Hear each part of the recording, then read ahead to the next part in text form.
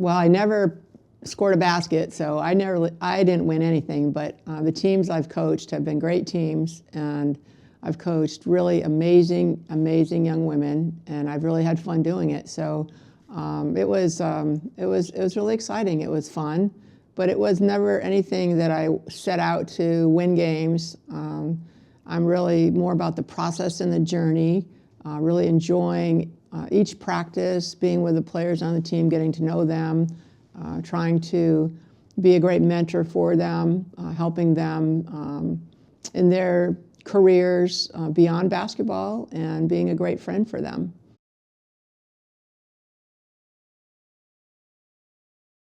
Well, growing up, I didn't have the opportunity to play organized sports. I always loved sports. I always loved basketball, but our family, Friday night was going to the Y, jumping on the trampoline, swimming. We skied, ice skated. We did everything, and I played with the boys all the time when I was little.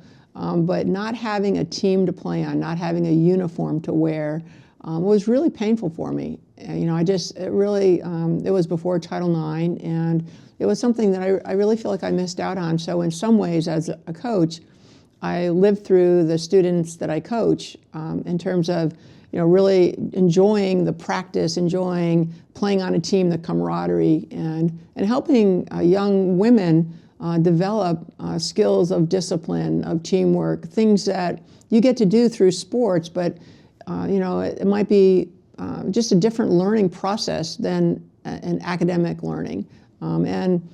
Having to work with people, getting to know people, playing with people of different backgrounds, and all of that I missed out on, and it was really hard for me. But I think that now, through the process of Title IX, young girls have this opportunity, and they're benefiting from it.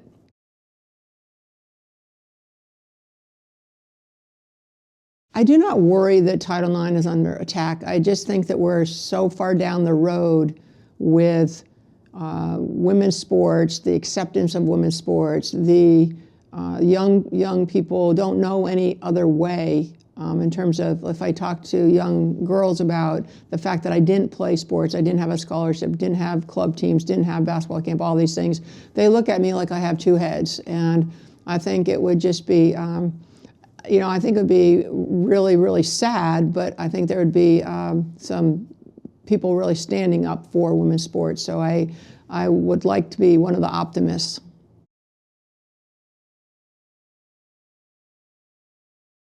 There was no organized sports. There was play days. There might be an occasional sport, game. I played field hockey. We played against another school a couple times, but there was no practice, no uniforms. You wore your gym suit. It was nothing like it is now. But when I was younger, I played with the boys all the time, and we just played like in the park or in the driveway or something like that. And when I was like, maybe 10 years old or 12 years old, and as I got older, fewer girls played.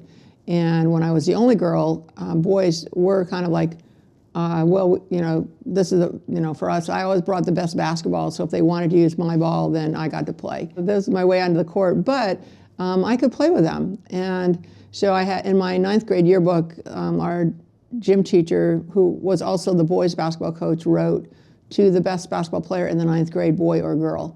And it was really almost like a kind of a Pyrrhic victory, in that it was, I was the best, but I didn't get to play on a team. And it was really, really painful for me not to have a team to play on. But, obviously the boys, and as they got older and, their bodies changed and they matured, then, probably like in high school, I probably could have played on the boys varsity team, but I don't know that I would have been the best player as a senior. But in college, then there's a huge gap between kind of the size of the guys in college and the size of the women on the women's team.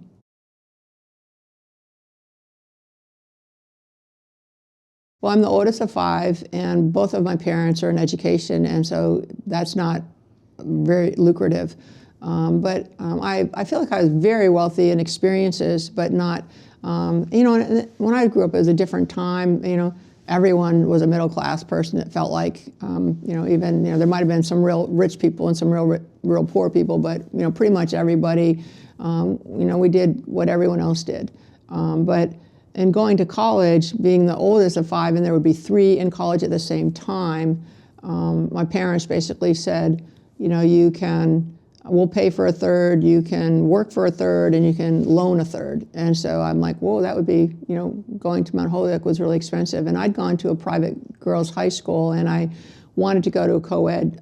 I wanted to go to a co-ed school, but I ended up being at Indiana University, which was a great opportunity for me.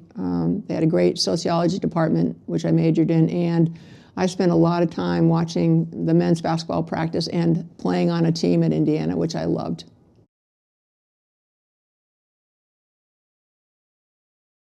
I took a coaching class. I'm very proud of the fact that I got an A. And in the coaching class, Coach Knight said that anyone that took the class could also come and watch practice. And I watched every day. I don't think he meant for us to come every day, but I did. And I would do some of my homework sitting in the stands. I didn't sit really in the front. I kind of sat up a little bit, where I could really watch. And I took more mental notes probably than physical notes, but when you watch every day for 3 years, you learn a lot. And I'm very thankful for the time that I spent there, and I'm very thankful for the opportunity to learn from one of the arguably best coaches ever in Coach Knight. And then when I went to graduate school at Ohio State, I took a basketball coaching class from Coach Knight's coach, whose name is Fred Taylor. And Fred was a fantastic man and had an opportunity to learn from him too.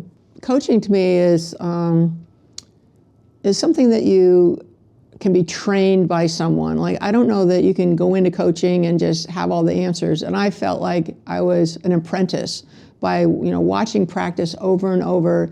I watched how you run a practice, first of all, how you teach fundamentals, how you break down skills and teach skills, and then how you drill those skills, and how every minute of your practice is timed, and the pace of practice, and just what championship basketball looks like, what it feels like. And I'd always watched practice since I was a young girl. Basically, I watched games with my dad when I was like in the 4th and 5th grade, just watching the Celtics play the Knicks, and we would talk about basketball in a strategy form. So I was just always thinking about the game. I was a better thinker than I was a player, but I really enjoyed the strategy and learning from a great coach, watching how you develop that strategy, how you develop your philosophy of basketball, how each team has its own DNA, so to speak. What are the strengths of the team? What are the weaknesses of the team? How do you develop the players that you have, and also the rapport that you develop on the court, during practice, what you say, the corrections you make, the feedback you give your players, and the tone that you give it in.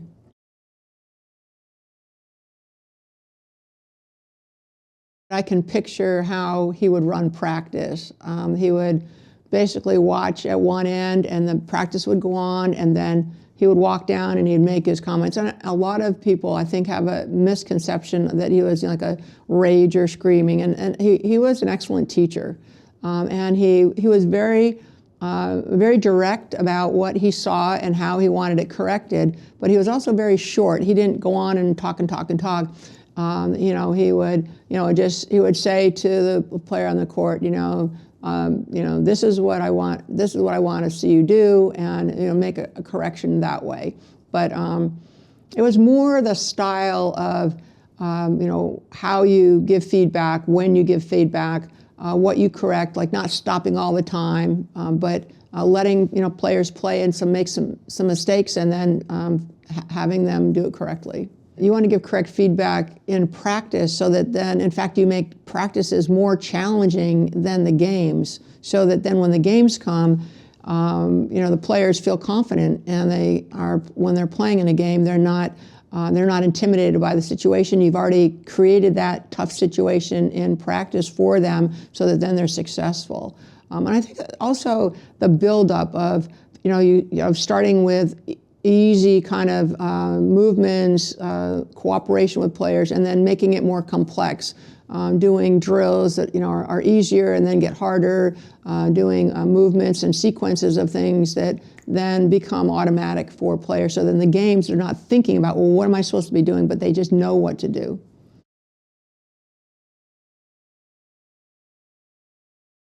I don't know. I mean, I think that we're all we end up because of all different circumstances. Title IX, my timing with Title IX was great in that, wasn't great for playing, but it was great for coaching, because they're all of a sudden they're putting all these, they're forming women's teams and they are looking for coaches. So here I am coming up, having played basketball, gone to graduate school, wanting to go into coaching, and they're looking for coaches. So I was a head coach when I was like 24 years old, which is really unheard of now. But the background that I had, including being at Indiana, I think really prepared me for that job as a 24-year-old because I'd been mentored by great, great coaches. And throughout my career as a coach, I kind of see myself as a basketball sponge. If there's a ball bouncing, I'm in the gym watching who it is, what they're doing. I listen to games on the radio, just to, watching great players, watching great teams since I was a really little girl, and I don't know why, I just love it. So it was just something that it never felt like work to me, but it was always something that, like Malcolm Gladwell will talk about, 10,000 hours. I passed 10,000 hours when I was 14. I probably would have flunked out of junior high with all the games that are on television now. I was a basketball, and I am a basketball junkie. I'm crazy about the game.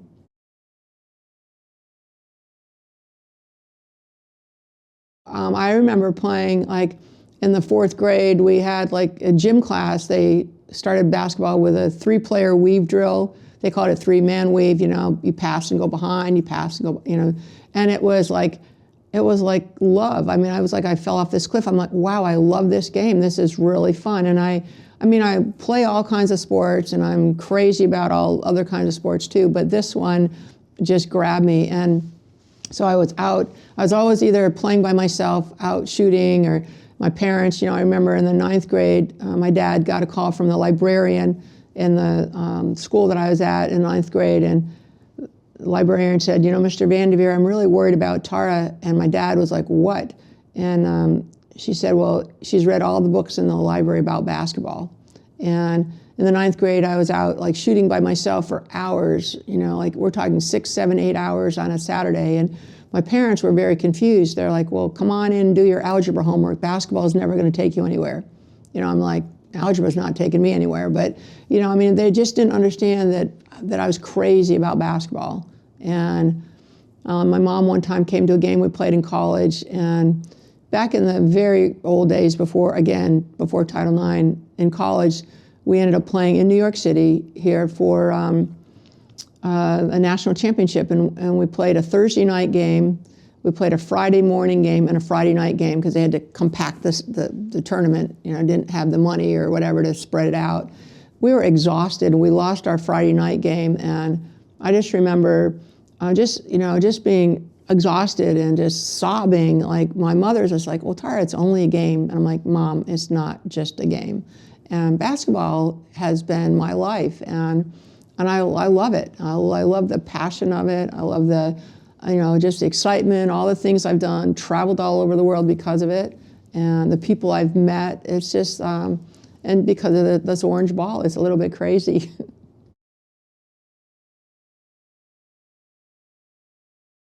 I think sometimes if I'd maybe grown up in northern Minnesota or Canada, I loved ice hockey too. But again, there were no, it's hard to go out and play ice hockey by yourself. At least you can take a ball and go out and shoot by yourself, or play 1-on-1, or play 2-on-2, or and basketball was more on television. I also love a team sport. And what I love about basketball is that you play offense and defense. And it's a very fast-paced game. I love the discipline of it, the camaraderie of a team, the excitement of it, the it's a tremendous rush to play on a great team or to coach a great team, and to see kind of the ballet of it kind of fitting together, and how people move together, the unselfishness that's generated by great teamwork. It's really it's addictive a little bit. I mean, I was crazy about it, and I still am. I think as a coach, I think I didn't like the pain of losing, but I like the puzzle. I love figuring out the puzzle of winning.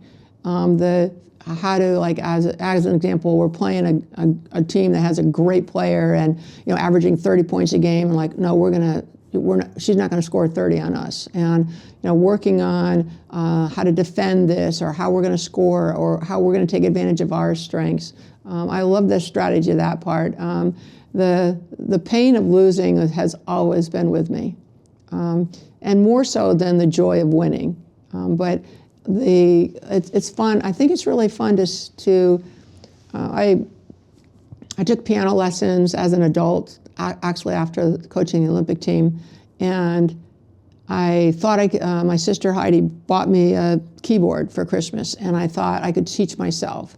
And within 2 weeks, I knew this wasn't going to work. And so I went out and I researched kind of in my area who was the best piano teacher, and I got a fantastic teacher. And like right away, I mean, she was teaching me things that I couldn't learn by myself. And I put out like a CD in the first year and a CD in the second year. And people that I knew, they were just like, wow, how did you do this? And I said, I had a great teacher. And what I learned from having a great piano teacher, among other things, was she could take me to a place I couldn't go by myself. And that's what I wanted to do with our team, is as a coach, I want to take players to a place they can't get to by themselves because of maybe the background I have, the experience I have, being able to see things and make corrections and help them be even a better version of themselves. I think that one of the things that I learned was that in order to really be to be a really good coach for other people, to be a leader of our program, it starts with taking care of myself. And that hasn't always been true I think, of me. And, we get so, we're as a coach, you're always doing things for other people. You're recruiting, or you're helping your assistants, or you're always on call for other people all the time. And one of the things I did actually also kind of during the Olympic year was a little bit different, because I didn't have any recruiting, I didn't have any phone calls to make, there wasn't really a lot of video to watch, so I really did get in a great routine of working out, and it was a stress reliever. So I think that since then I've focused more on self-care and my own having strong mental health for myself, so that then I can help other people better. And so yes, working out, I try to either I walk, like we walk 5 miles today, or if I'm at Stanford, I'll swim in the pool for an hour, and walk my dogs, or I'll ride. I have a stationary bike. I love to water ski, so this summer I water skied I think close to 100 times. And so doing things like that, things that I love, but being active is really, really important to me. I go through kind of different little cycles. When I graduated from college, I went home, and just to kind of figure out what I was going to do. I was 22, and I would be home, and my brother would come home, and we would play every day when he came home from school. And then he would post the score on the refrigerator. It was 49-1. He beat me 49 times. So finally when I won, I think we stopped playing, but I actually think I moved away. But I love board games. I love Scrabble, chess, backgammon, things like that. But bridge, I started during the pandemic. My mom is 97, and I was really worried about her during the pandemic, and so this was something we did every single day. We'd play for 2 hours with my sister and my bridge partner, and we were on there every day, and I think it really helped her get through the pandemic. So I'm not going to tell you I'm a great bridge player, but now that I've retired, I'm going to try to pick up my game.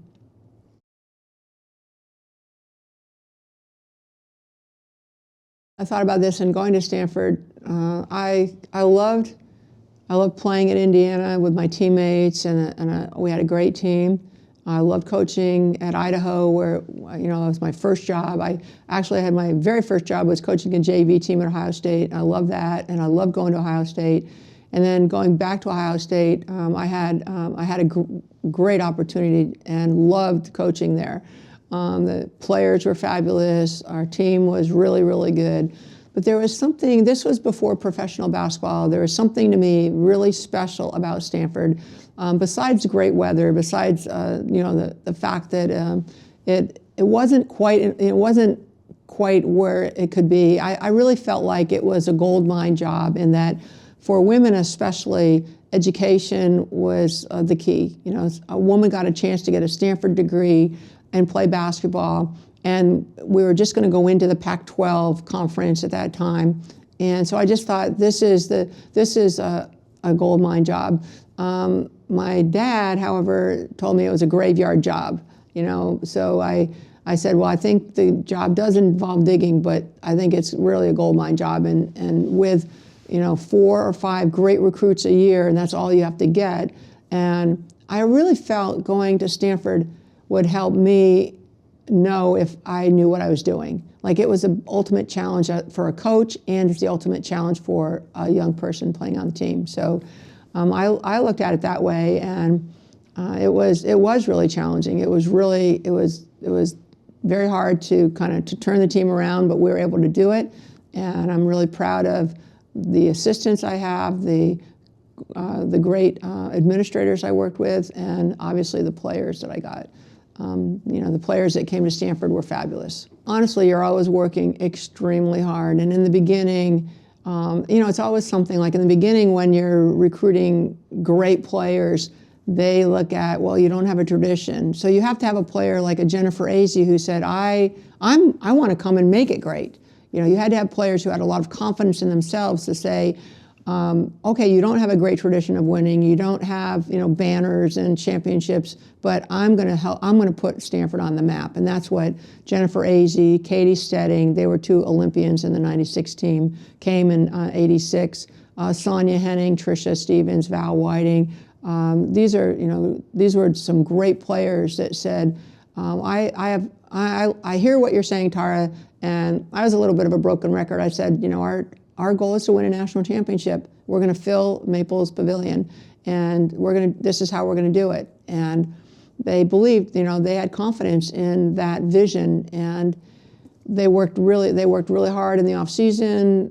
They were really coachable young people. They wanted it desperately. They did the extra work to make it happen, and it happened in 5 years, and it was thrilling. And it was interesting because in the beginning they'd be like, well, you don't have enough other great players for me to play with, some recruits would say. And then as we got really good, they're like, well, you have too many great players. I'm like, which is it, But we really, Stanford attracts a certain caliber of student, a certain caliber, I think, of person. And Stanford for me was a great fit because of the academics and my background, and my parents' background of being educators, and the fact that someday the ball's going to stop bouncing, and then what will you have? And I've coached just fabulous women that are lawyers, doctors, professors, brilliant people, and leaders in their community, and it's been nothing but a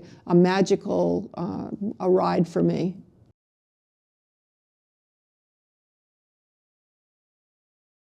This was the first time in 1992 our U.S. Olympic women earned a bronze medal in Barcelona. And, we invented the game of basketball, and we feel as Americans, I think we have this idea of entitlement that we are, we're going to get the gold medal, that no matter what, we're better than other countries. And in fact, we weren't better. We didn't win a gold, and this was the year that they sent the men's dream team to Barcelona, and there was a lot of hype about that. But the women came back very disappointed, and I felt very badly for those players and those coaches, because we had we'd handicap them. We kind of tied one hand behind their back. We didn't train them. We didn't practice. They didn't practice together. They just threw a team together for 2 weeks, and kind of we threw them to the lions, so to speak.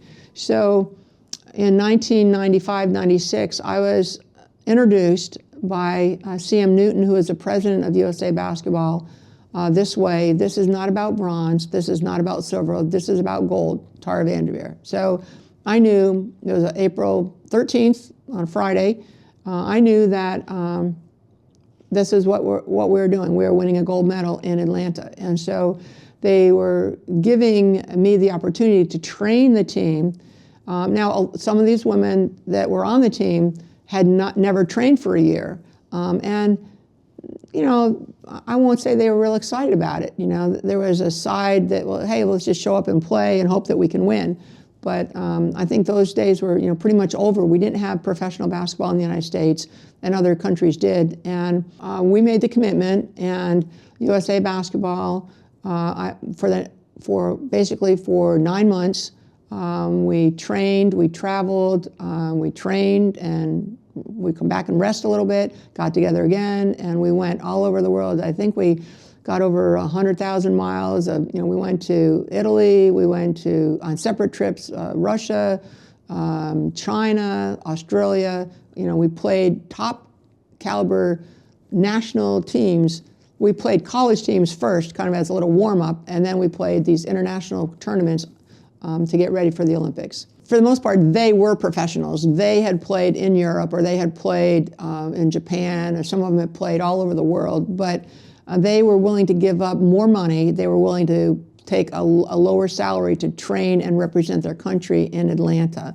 So these were, for the most part, all professional players that had played overseas, and now the USA women's national team was going to train together. And basically, it was a message to the world: we're going to be serious in this Olympics. We're not just going to show up and practice for 2 weeks and then see how it goes. We might have won, but I don't think so. The world basketball level of play was so good. We actually lost in the World Championships in Australia, and we lost to Brazil, and that's who we played for the gold medal in Atlanta. So we went through, we played 59 games, and the 60th game was in Atlanta against Brazil to win the gold medal. We were 60-0 in that year.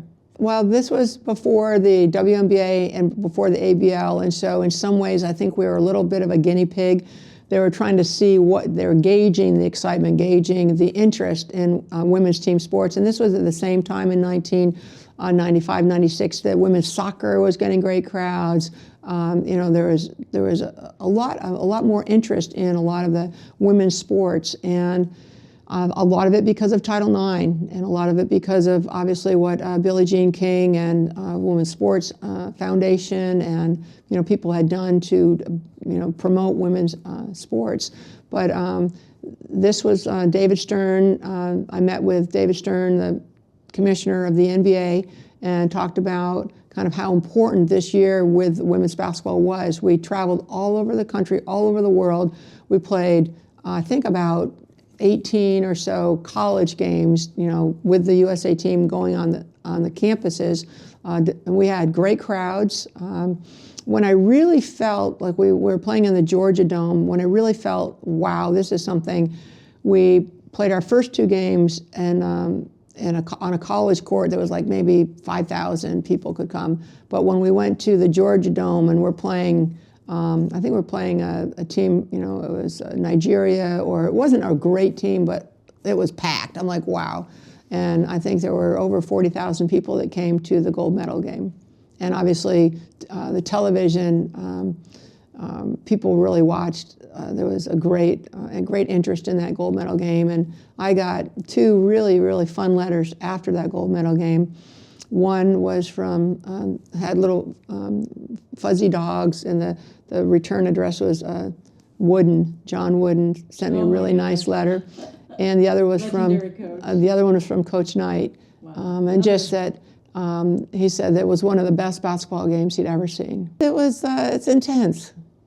I was really like, you know, because It was funny. I heard the story later. I met with Coach Knight and his wife, and we were at a clinic. And it was kind of funny because for the gold medal game, it was August 4th in 1995, and she told me that Coach Knight didn't know the game was playing and said, hey, do you want to go to the movies? And she said, no, I'm going to watch the women's basketball game. And he said, okay. And he was like, wow. He said that was a great game. And we played really, really well. I think the final score was like something like 111 to 87, something like that. And we really, this team was razor sharp. I mean, they had trained. They, you know, I drove them hard. I'm not going to say I didn't, but they were a great group of young women. They're incredibly talented. There's a lot of them right now that are in the Basketball Hall of Fame.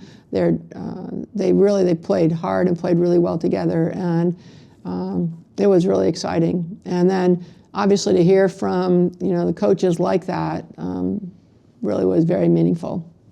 I'm probably most proud of just the relationships that I have with the players I've coached. When one of different player will like text me like, I just had her daughter, and I'm like, after an hour, I'm like, I'm like, don't you have something better to do? You're an hour into having a newborn. But it's great, or being invited to a wedding, just being part of people's lives, and, different people I've coached, being friends with them now, or being friends even with, some of their parents. It's a fun life. Coaching has been something that's been really, really just special. It gives you, you're in a battle with people. You're in with your team is your family, and obviously there's times where you have things that you're not proud of, you're not excited about, and things don't go that way. But then you just double down and make it better the next time around. And just I think I'm really proud of the people that I've coached and what they're doing with their lives, and how much they're giving to their communities, giving back. And more than anything, I guess I think of like Jody, my piano teacher, being someone that maybe has helped them get to some place they couldn't get to by themselves.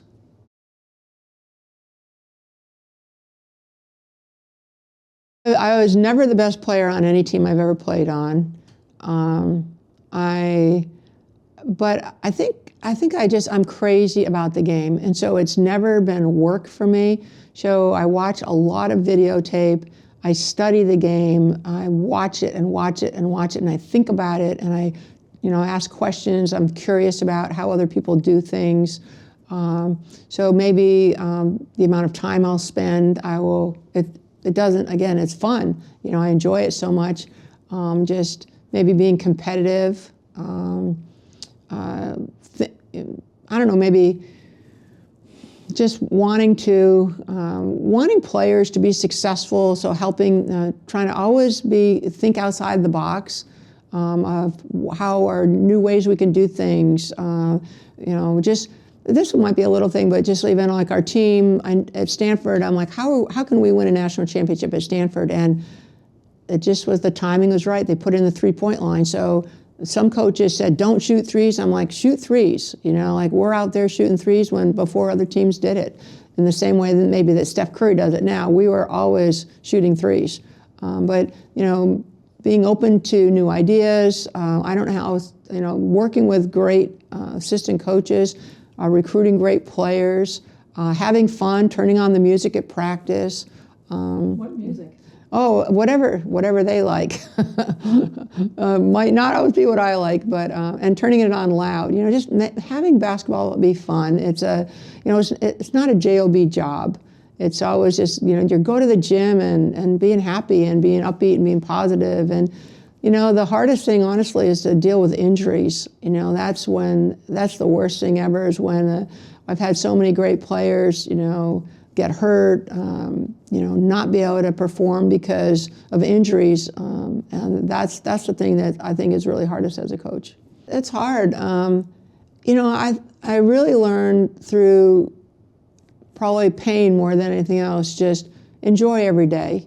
Like, go to the gym that day and have a great practice, and, you know, high five and have fun, and, you know, just really enjoy that day, because, you know, it just like that, things can change. You know, someone blows their ACL. We had 2 kids within 15 minutes turn their ACLs. We went from a #1 seed to losing in the first round. I mean, you just, that's what I learned that, you know, and so it's enjoy each day, enjoy the people you're with that day, you know, bring, kind of just get up in that morning and you know, your 2 feet hit the floor and you're all in on having fun, and just, you know, being really grateful for the opportunities that we have in the gym and, you know, with each other as a team.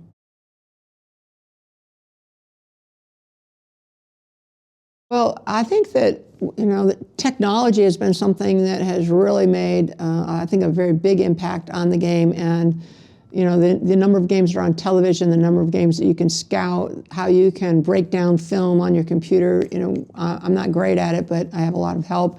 Really watching players, trying to see tendencies for scouting, but also to help your own players be better.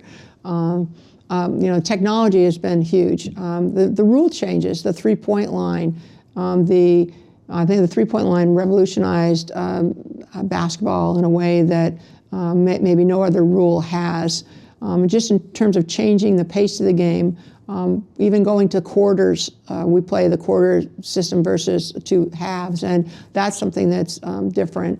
But you know, one of the things also, you know, social media, the importance of that for young players, and for them to, you know, not get outside themselves, not be living in this virtual world, but basketball is like you're in the gym and you're focused, and I think it's a very grounding thing for all of us, and it really helps with, I think, you know, basketball. It's even better now in that the relationships that you have with the players and they have with each other is something that they don't get in sometimes in their everyday world with social media. I don't really have time for it, to be honest with you, and I really don't have an interest in it either. I'm not really interested in what other people think of, whether it's, you know, whatever I do or whatever I say. I'm not really interested in that. I am so busy all during the day. I really don't have enough time for already all the interests I have. I love to read, you know, whether it's, you know, books or, you know, the newspaper, things like that. But I really don't have time for social media, and I think that there's probably some really positives about it, but for what I've seen a lot, there's a lot of negatives too.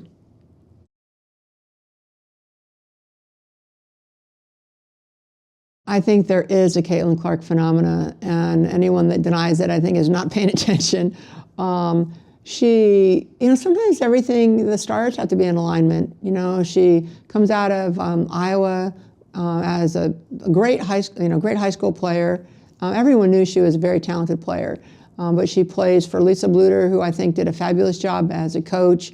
And no player is perfect. There's probably things that, you know, Caitlin might do as, you know, her coach would be upset, or she might say, oh, you know, I could have done better. But I think she's an incredible talent. She is a great passer. She's a competitor.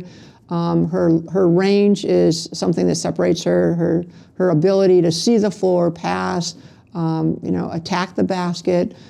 She put her college team basically on her back, went to 2 Final Fours, you know, played in 2 national championship games, a great success as a player in college, and was the #1 draft pick. Tremendous pressure on her. I think her #1 strength, honestly, is her mental toughness, and that she loves the pressure, and a lot of players do not. They, you know, when a pressure game comes, they don't show up, and she does just the opposite. The bigger the game, the better she plays. It is rare. I think it's rare. I think she handles the pressure extremely well. You know, being the #1 draft pick, going into the WNBA, playing on a team that has not been to the playoffs for like how many years, and the selling out her jersey in like less than an hour, her signature ball in 40 minutes, signing the contract with Nike that I think is a great contract and probably at this point even undervalued for her, but doing things that honestly other women have not done. And I think it's thrilling for women's basketball that she has taken and in a lot of ways put the pro game in the same way that she did the college game. She's made it a special game. People want to come and watch.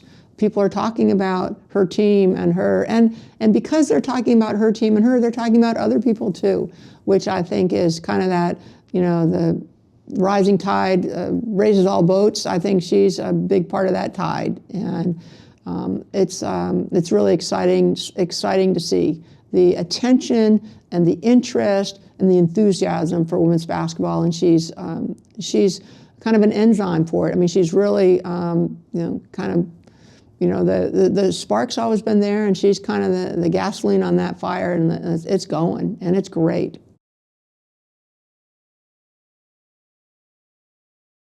The future of women's basketball is just going to keep getting better and better because of the players, not just Caitlin Clark, but of the great players and Asia Wilson, who's a fabulous player.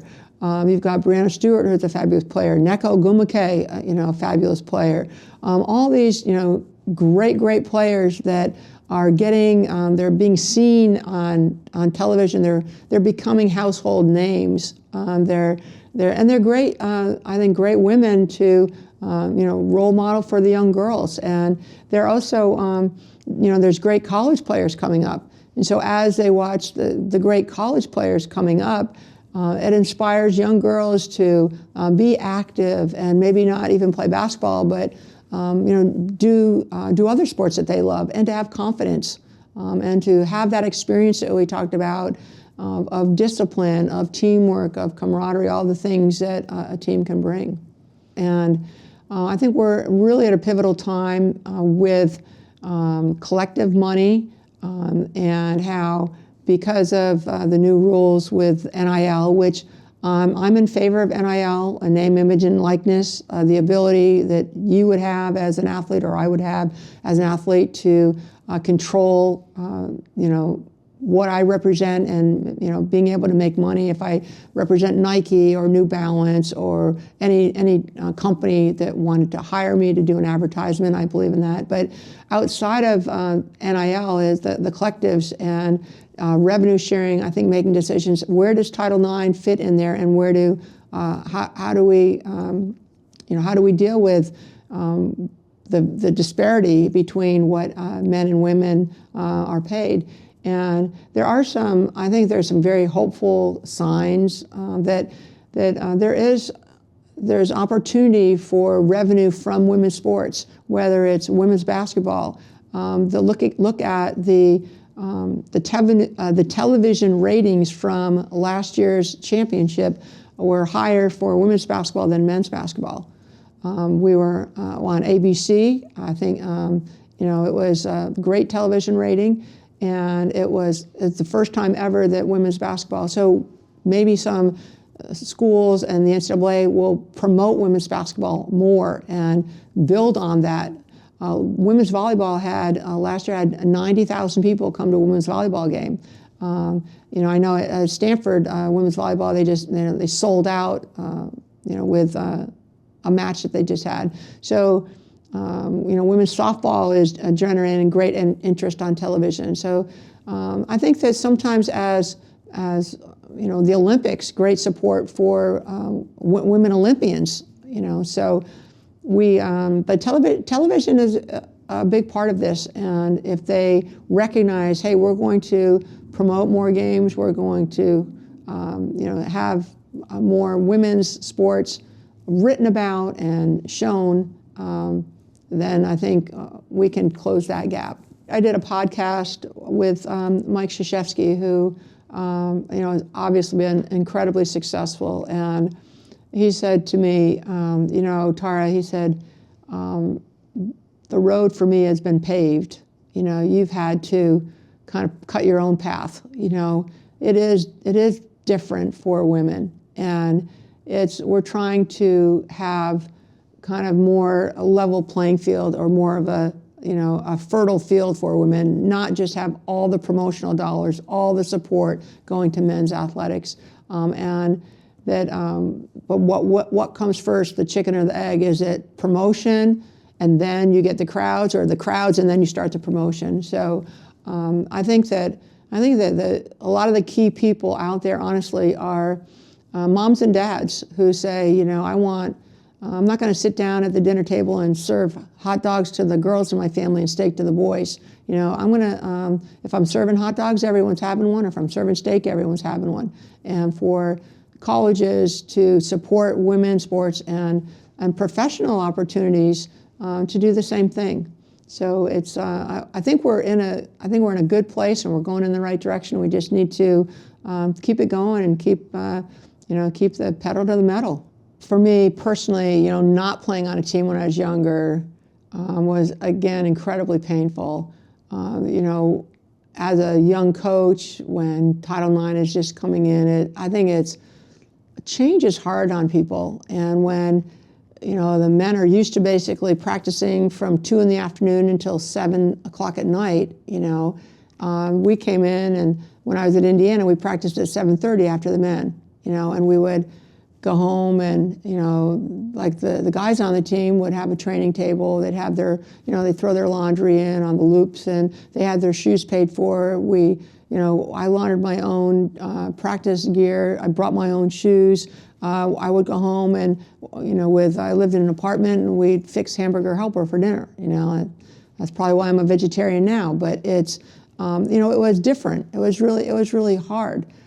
So all the way along, but I think things have always they've just gotten better and better and better. And I'm not one to dwell on what we didn't have. I was more like this kind of really being thankful for what I did have because of where I came from. And I look at the situation now with you know, whether it's coaches or you know, women athletes, and we have come so far. It's not to say that we can't go further, but I do think it's really important to appreciate what we do have and the opportunities that we have now, and build on those. But you know, was there times, you know, maybe discriminated against? There were times where I remember going to a certain country club, and as a woman, you went in the side door or the kitchen door. I mean, it kind of happened a little bit subtly, but I'm like, oh wow, you know. This is, this is a world we live in, where whether, you know, if you're black or a woman, or, you know, you just, you know, those opportunities were not open to you. But, you know, I think that, you know, by going in the side door that I went in, it was when I got in, I had an opportunity to let them know, you know, hey, I'm here, and I appreciate the invitation, and I think that more women should be invited.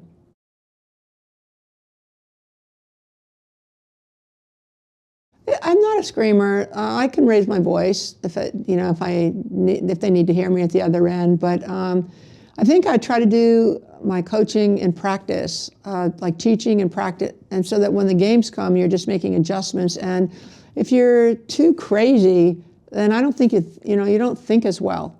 I like to, I'm not up yelling and screaming at the refs, and I'm not up yelling and screaming at our team.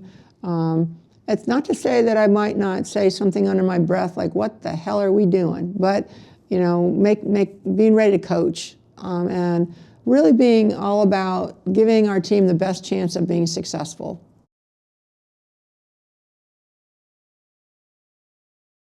I'm a Ted Lasso fan. I love that show. I thought it was great. And I think there are definite opportunities as a coach for you to connect with a player. And I think of a young player that I coached. You know, this was my very beginning of my time at Stanford, and she wasn't real confident. And it was just doing a little thing of I would put caramel on her bike when I left the gym. And it was just to, you know, and I don't think she knew in the beginning who was doing it, but like just to, you know, just kind of a reminder, like, you know, you're good, you know, you're good, and to really just say, you know, this is what you can do, this is what we need you to do, and you can do this, and to help build her confidence. And she went on to be an Olympian and help us win a national championship. And I think that the confidence that she developed was a big part of that. It was just a reminder that that you're important, that I see you, that you know, you're not being taken for granted. I value your contribution, and you know, it was just kind of just a reminder, you know, that you're someone special. And you know, if you don't feel that all the time, you know, sometimes it's good for someone to remind you.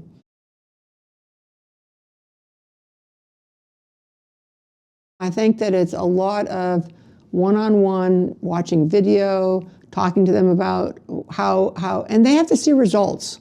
You know, they have to see results, like what you're saying matters, and they can see that the feedback is helpful for them. You know, whether it's on, you know, someone helping their running, or you know, having knowledge to, again, I come back to my piano teacher, you know, just how to play a piece, to help them, you know, how to practice it, how to get through it and do it correctly. You know, a lot of different players that I've coached, I love to see, you know, players maybe that aren't kind of the all that person coming out of high school, and then they develop into these great players. And they have it there, but they sometimes don't know that they're that good. And just to remind them, yes, you can be the #1 player in the country. Yes, you can be the #1 draft pick, or yes, you can be an Olympian. You know, you're that good. I watch a lot of video, and I watch the practice or games, or you know, if I'm watching with, you know, let's say I'm watching with a player about their game, and you know, someone like Nneka Ogwumike. Nneka is very coachable. She's someone that wanted to be a great player, and Nneka has, you know, is an all-star. She was the MVP of the league. She's just a great player. But you know, when she started out, maybe because she was so athletic, she could beat people with just being athletic, and at college that would catch up with you. So we would work on moves, you know, like Nneka, read the defense, see how you're standing versus where the defense is, so you learn to read the defense. Taking a player again to the next level. You know, look where you are, you know, you have an opportunity to go to the O boards, or this was a good shot for you. So watching with them, you know, as it rolls, and say, do you see this? You know, is this what you see yourself doing, or how you can make a change? And it's really just a conversation. You know, it's what are you seeing and what are you feeling? How can you do better in this situation?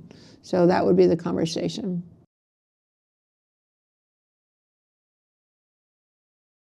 I think there's, you know, two different parts of recruiting. There's evaluating, and then there's recruiting. So like if I go to the gym and I see, wow, you run the court really well, you shoot the ball really well, you know, all the things but I'm not a great evaluator.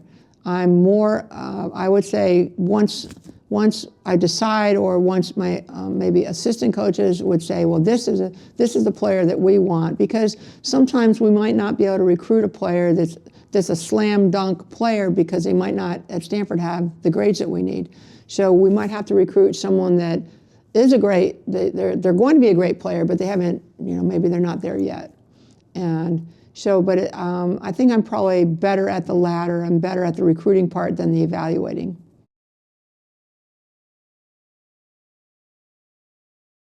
One of the things that I think that we do, you know, as a staff, and that I like to do, I kind of look at it more intellectually. Like we'll go back and we'll look at our goal sheet. We'll have a goal sheet and we'll say, you know, well, what did we achieve these goals during the game? You know, win or lose, you know, did we shoot the field goal percentage we wanted to, or the free throw percentage? So what didn't come down to one thing? You know, did we get did we rebound the way we wanted to? Did we take care of the basketball? Did we get this, did we have the assists, you know, the numbers that we want? And so it's not just about the end play, and it's not even about winning or losing necessarily. It's about we went into the game to work on, here are our goals, did we accomplish those goals? Like one time I was working with a coach, she was fabulous. She was helping me with our offense. Like she and her husband worked with me for days on this offense, and I was, peppering her with questions and questions and questions, and taking notes and doing video and everything. I mean, we're talking. She was so awesome. And after it was like 6 o'clock at night, and she goes, "Tara, can I just ask you one thing?" I'm like, "Sure, you can ask me anything." I've been asking her like for days about things, and she goes, "Why do your teams always win?" And I'm just like, I don't know. We expect to, we expect to win, and we have confidence that we will be successful because we buy into our kind of the routines that we do, and the drills and the practice and the everything that we're doing is about being successful. And even if you're taking little bumps along the way, if you lose like a game along the way, you learn from it and you get better. So I think it's just a confidence and a just the idea that this is why we're doing this, is to be successful. Coach Knight, if I do remember one thing that he said, it would be mental is the physical as 4 is to 1. The ability to concentrate, the ability to keep playing hard, the ability to get up when you get knocked down, the mental toughness that I see in someone like a Caitlin Clark is really special. Players that I've had, Chiney Ogwumike, Jane Appel, Candace Wiggins. I mean, the great players are players that they're driven, they're competitive, they don't get discouraged, they don't get frustrated. They do have a mental drive that is different. And those players, like an Olympian is that kind of player. An Olympian is someone that just keeps battling. It's not necessarily, someone just, in athletics, you're not born with an athletic silver spoon in your mouth. You have to work. And they're not afraid of hard work. They're not afraid of, failing. They're going to get back up and keep working hard. And it is really, really fun to coach and be around incredibly tough people, like mentally tough. They can be very kind people, but they're mentally tough people, and that's a fun team to have when you have mentally tough players. And I've coached a lot of them, and it's also very obvious when someone who might be very talented is not of that caliber mentally, and that's very hard.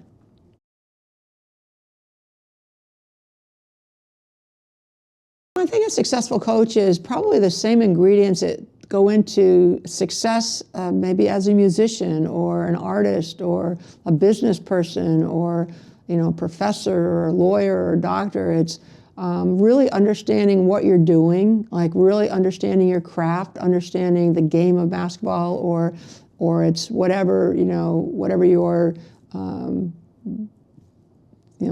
form is, so to speak. I mean, if you're a musician, really understanding music. If you're a basketball coach, really understanding basketball, studying it, loving it, having a passion for it, putting a lot of time into it, and having a lot of pride in how you do it. That you're not just showing up and going through the motions, that you are all in on it.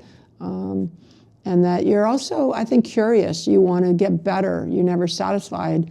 I see myself as a lifetime learner. I mean, I learn from whether I'm watching a JV practice or a junior high practice or the Warriors, the WNBA, or the Olympic team. I always want to be learning and getting better.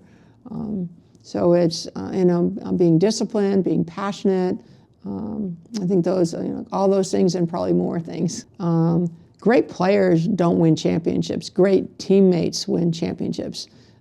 Great players can be about themselves and their statistics, or they can be selfish. Teams are what win championships.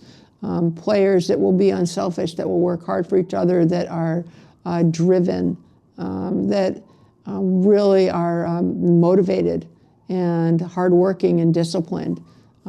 Players that are coachable, that want to listen, that want to learn. And I think that goes for coaches too.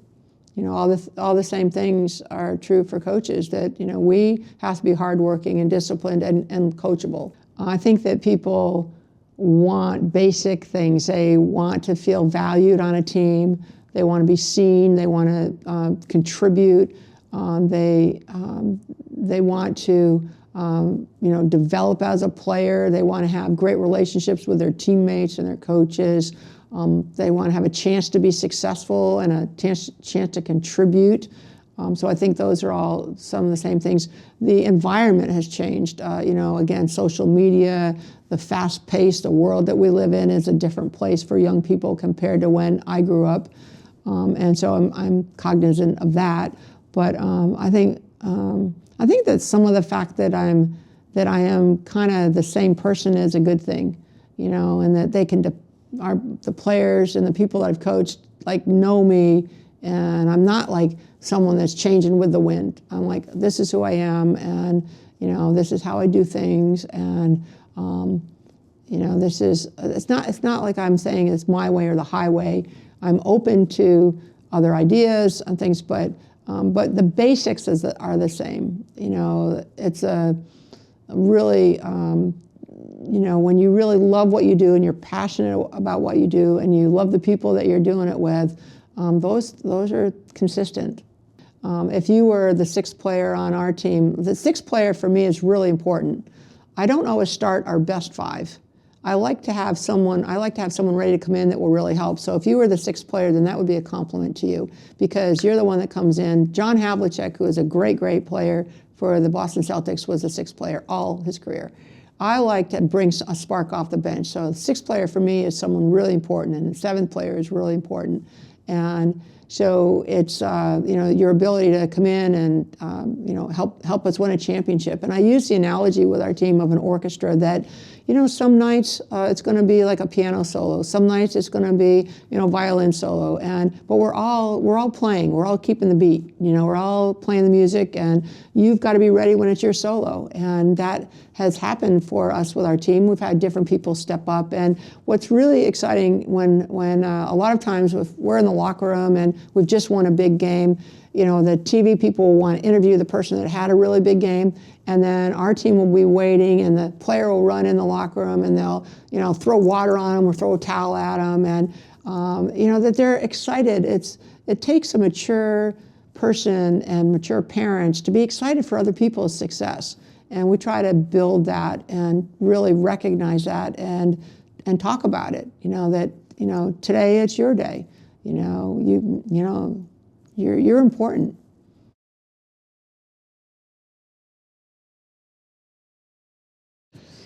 I decided to retire for, I think, several reasons, but you know, I really felt that someone else could do the job better than me at this point in my career, because it takes a lot of energy, and the energy to recruit, the energy to travel, and all the things. I felt like I wanted to do other things with my time, and I'm able to work as a consultant, work as a coach's coach with our Stanford coaches.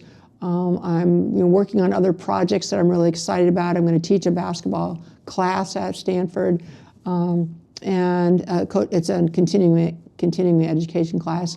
But I think some of it too was realizing that, you know, I'm not getting younger, and there are a lot of other things that I wanted to do, whether it's travel, you know, spend more time doing things that I wanted to do, and not wait until I was like 90 and then maybe I wouldn't be healthy enough to do that. My sister Heidi is the head coach at UC San Diego, and she is the best coach in the family. And she won the first national championship. She was an assistant, graduate assistant for Pat Summitt at Tennessee. And so I've kind of always been keeping up with her. But I also told her, I said, it's all downhill from here now. You know, it's hard. You win a national championship your first year, but she's someone that I talk to every day and learn a lot from, and we share a lot of information. But I think it just, because we're really close, and it's something that she saw the life I had, and I enjoyed coaching, and I think she's really, really good and works very, very hard. But there's not a better coach in the country than Heidi. Coaching is teaching, and you're teaching the game of basketball with 40 public exams. It's really, I think we're both teachers. And actually, all the girls in our family, there's 4 girls. One of my sister Beth is a professor at Ohio University, and my sister Marie was a teacher in a Title I classroom. So we're all teachers, and basketball is Heidi and my subject. I'm teaching in this class. I'm picking out like really exciting ends of games, and there are several games, but one game that really I just think of was maybe like our biggest comeback. We were playing a team. We were playing Oregon, and we were playing at home. And we had a good team. And we had a great 3-point shooter on our team, Jamie Carey, and we got down 26 in this game. Now, like in the pros, maybe 26 is not that big a deal. Like they come back all the time, but being down 26 at home. And the other team is just like, high-fiving and hooping and hollering, and we're like dead in the water. And somehow at the end of the first half, we started pressing, and unfortunately, we had someone get hurt, and then someone else comes in, and somehow we get it down to 12 at halftime. And we run in the locker room, and our team is like, we're only down 12, I'm like, okay. And so we come back out, and we just go on this like run of making threes, and one of the threes, the young lady hits a shot right in front of me. Jamie Carey hits a shot right in front of me. She falls down, and I jump up and I just grab her and I throw her up in the air, and it was just like kind of the game, And we went on to win this game, and a game like that, but. We had another game that we were playing for a regional championship to go to the Final Four. Those are the biggest games. Those are like the games that are like you're wired. And so we're playing a game, and we're playing actually Notre Dame, and they have great players and a great team, and we were down like 17 at half, and we're going in the locker room, and I'm with my assistant coaches, and one of the players who's really high energy, real exciting player goes by, and she's all excited, and so I'm thinking, well, how are we going to get this team thinking? So, she's going by, and she goes, we got them right where we want them, and I'm thinking, what game is she at? You know what I mean? So we get in the locker room, and so I'm like. I just said, okay, if she thinks that, I'm going to say that too. So I just said, yeah, we got them right where we want them, But one of their players, Rike Gumawale, who's a fabulous player, I think she had about 25 points at that point. But like I said, who wants to guard her? Oh yeah, I will guard her. So we ended up winning this game on a buzzer beater block that it was, and everyone was jumping on each other, and we're dancing on the court, and we're going to the Final Four. It was thrilling, So it's just like for those moments, you'll do anything. You'll crawl on glass to get to that because it's so exciting.